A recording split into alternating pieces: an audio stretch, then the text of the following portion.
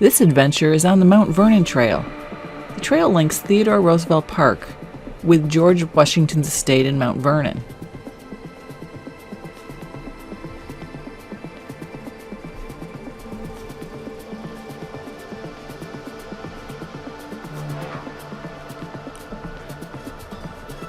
We started our ride just south of Reagan National Airport.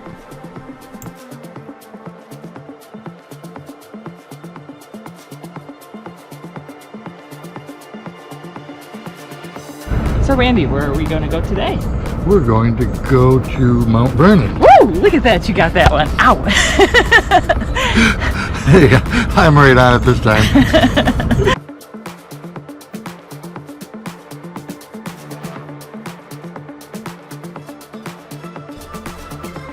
The 18-mile trail is one of the Washington, D.C. metro area's most popular trails.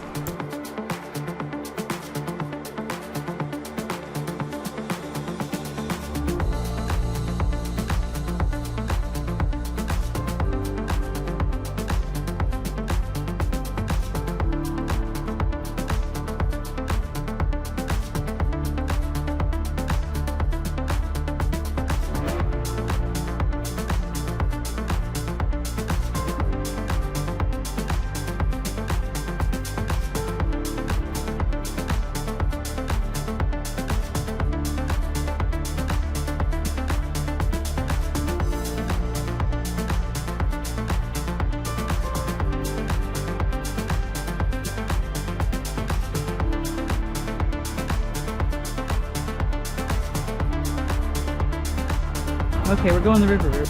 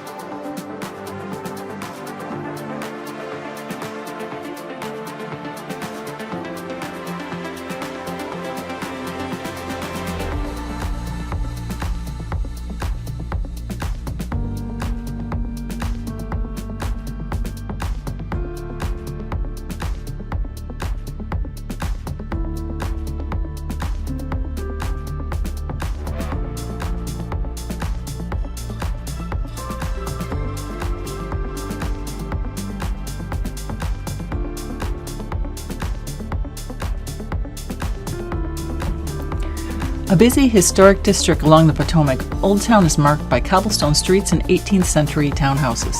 George Washington slept at Gadsby's Tavern, one of the many small museums in the area. Another is Stabler Ledbetter Apothecary, opened in 1783. Indie boutiques and food spots line King Street, and there's open-air eateries by the river. It was absolutely beautiful and worth a lot more exploration than we had time for.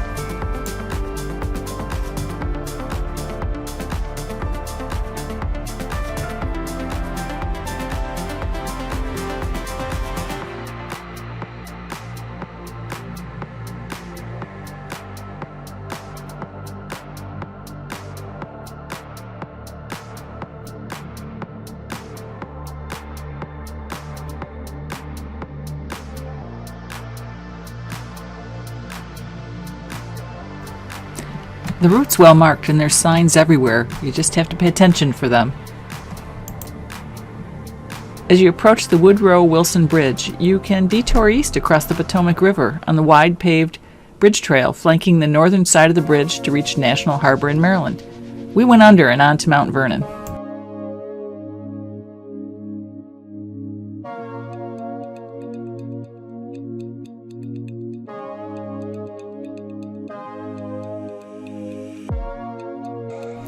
It was pretty funny when we got to the top of the hill.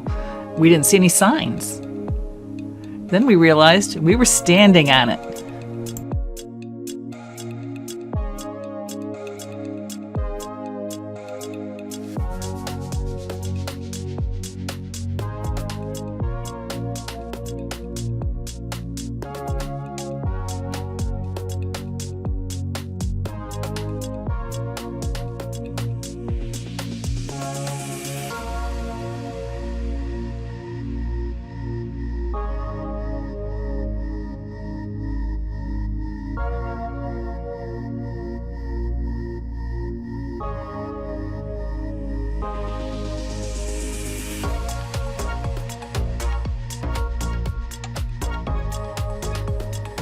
I don't know about you, but I really love to ride on trails with boardwalks. The swamps were really beautiful.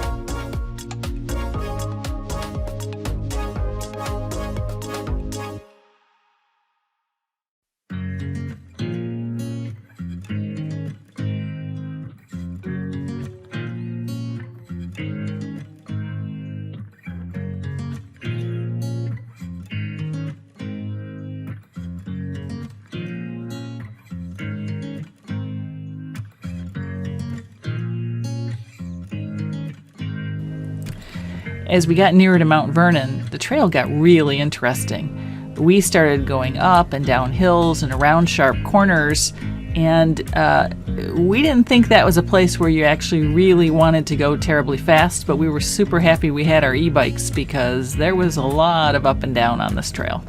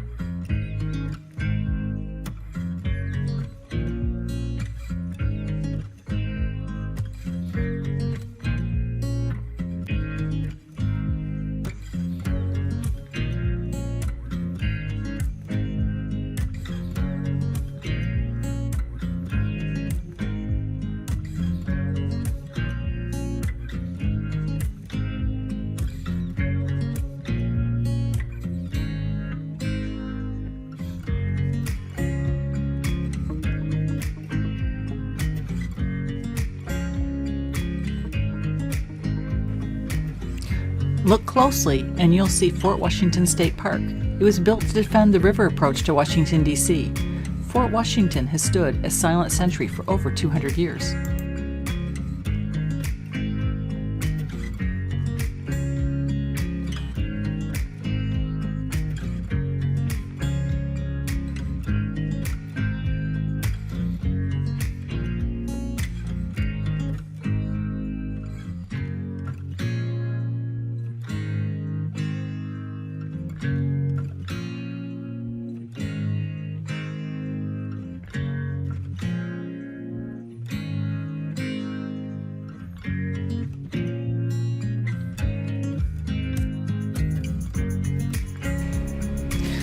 Well, we've been riding on what was George Washington's estate for several miles now.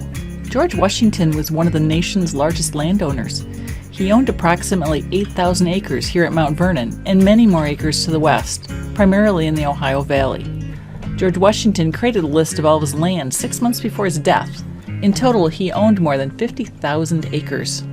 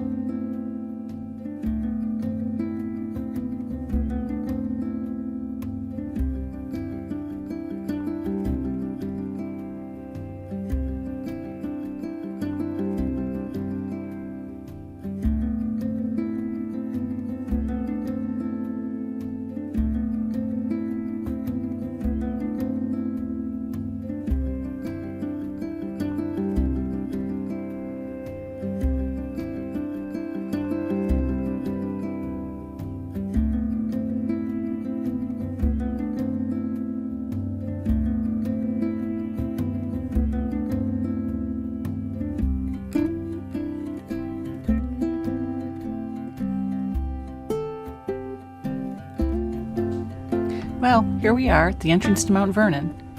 The mansion is 10 times the size of the average home in colonial Virginia. George Washington, the first president of the U.S., helped shape the office's future role and powers. He's the only U.S. president who never occupied the White House. It was in July of 1790 that Congress called for the Capitol to be located on the Potomac River, and Washington personally overlooked the building. Well, here we are at Mount Vernon. It's your first time in your whole life. It's my first time, and it's been quite a spectacular view. I came here when I was probably 7 or 10, and we don't want to say how long ago that was. So, you know, if you ride the Mount Vernon Trail, we'd say it's pricey to get in here, but it's... Oh, yeah. There's a lot to see. And a lot of history. Mount Vernon is owned and maintained in trust for the people of the U.S. by the Mount Vernon Ladies Association, a private nonprofit organization.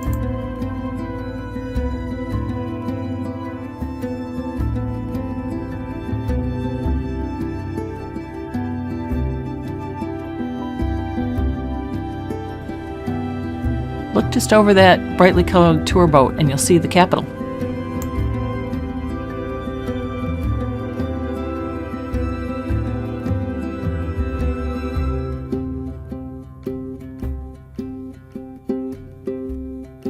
We found a great place for lunch, but I was too hungry to take real pictures. But here's what we had.